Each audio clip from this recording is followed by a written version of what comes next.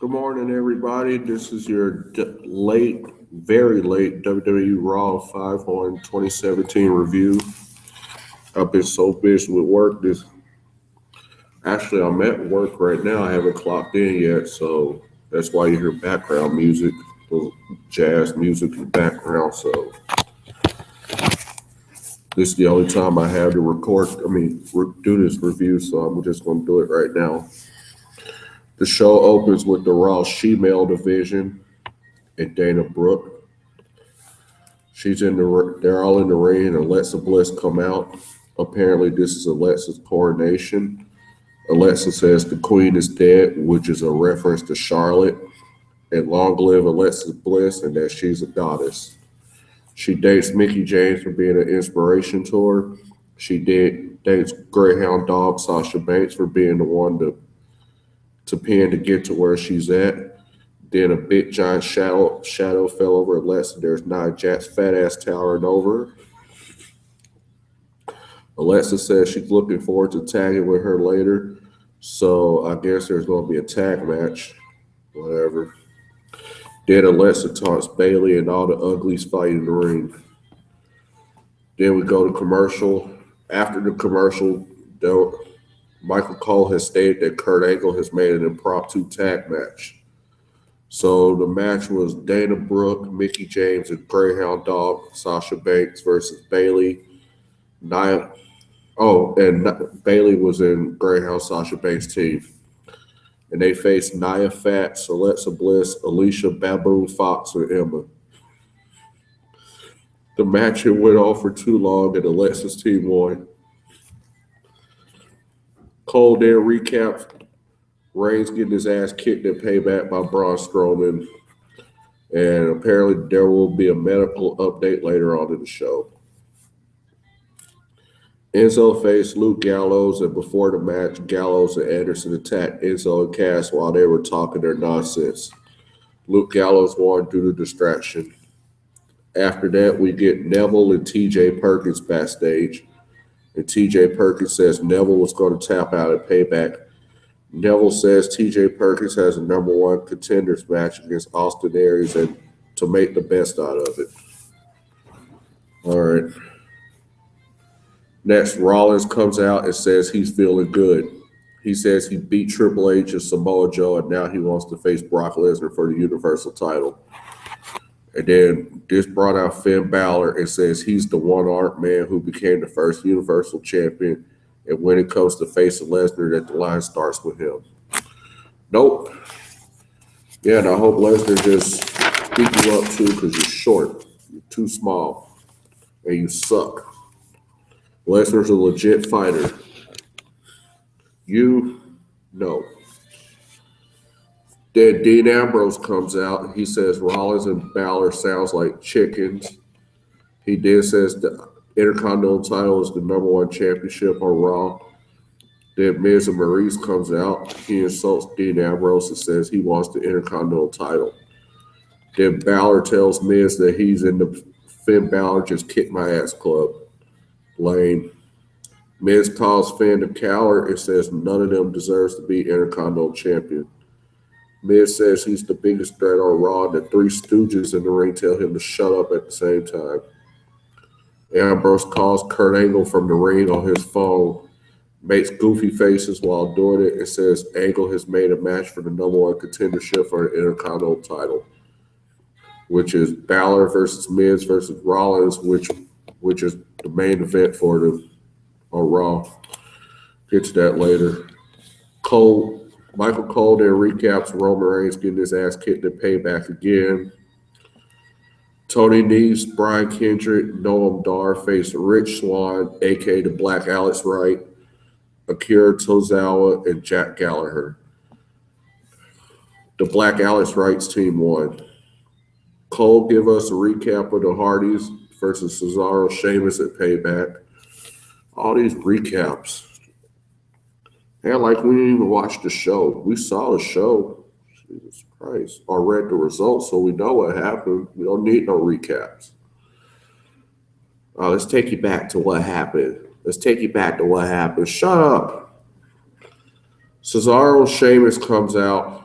Sheamus says he's been living in a fog of delusion and he never liked the crowd. They're upset that the Hardys came back at WrestleMania and won the belts. They call the Hardys a novelty act. They end their complaining by saying, "We don't set the bar, we are the bar." That's a very low bar there. When I think of tag teams, I think of the Hardys, the Dudleys, Edge and Christian, New Age Outlaws, and APA, those teams. Now, those guys set the bar. Right. Then the Hardys come out. Matt starts talking like broken Matt, then does the delete arm swipe. Delete, delete, and run to the ring.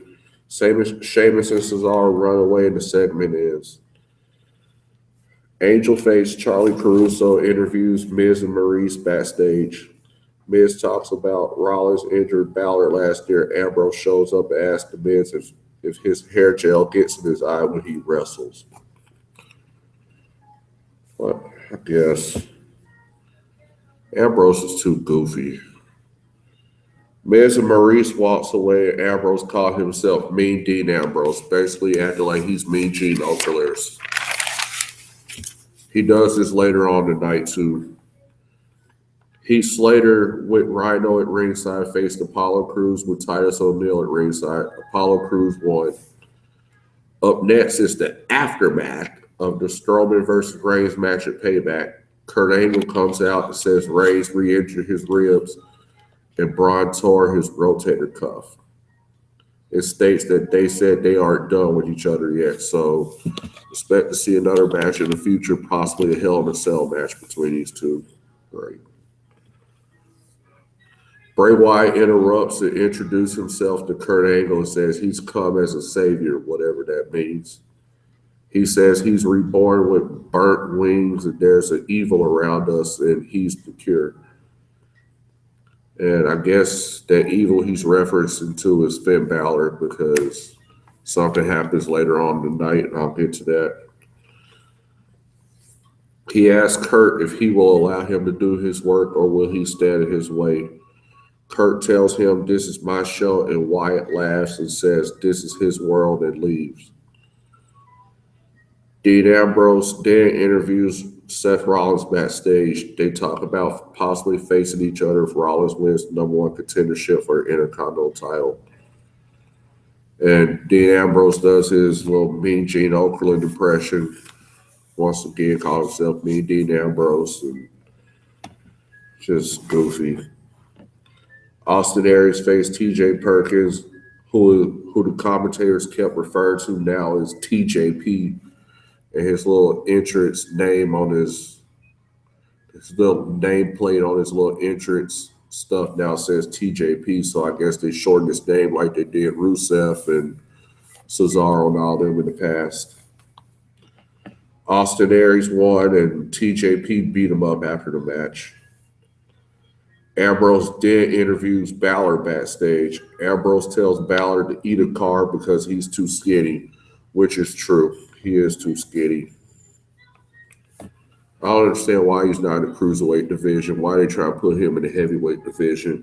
I don't know if they're trying to make him like this next Daniel Bryan, but Daniel Bryan was bigger than him. This guy definitely needs to be in the cruiserweight division. Stay away from the heavyweight division. You suck anyway.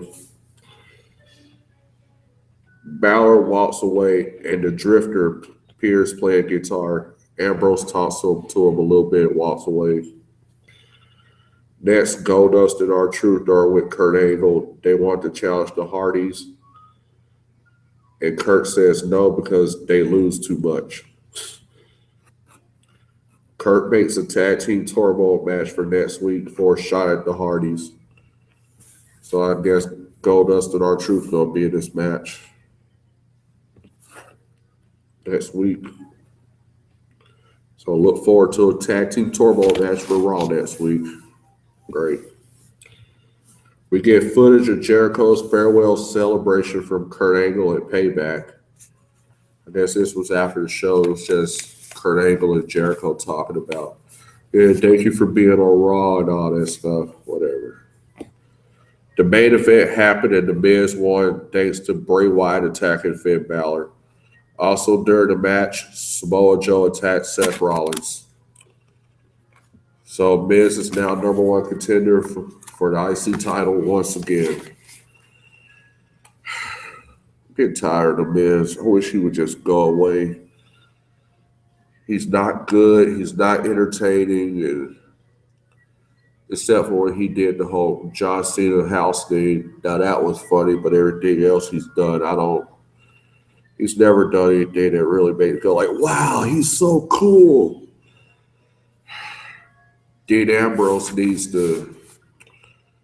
Dean Ambrose needs a gimmick change. This whole lunatic fringe stuff, it doesn't work in the PG era. It really doesn't. Now, it was PG during Brian Pillman's era, but at least they had an edge to it. Nowadays, they're too afraid of being too edgy. Now they want to be so PC now. It's just, no. Overall, this show, better than last week's, but still wasn't good.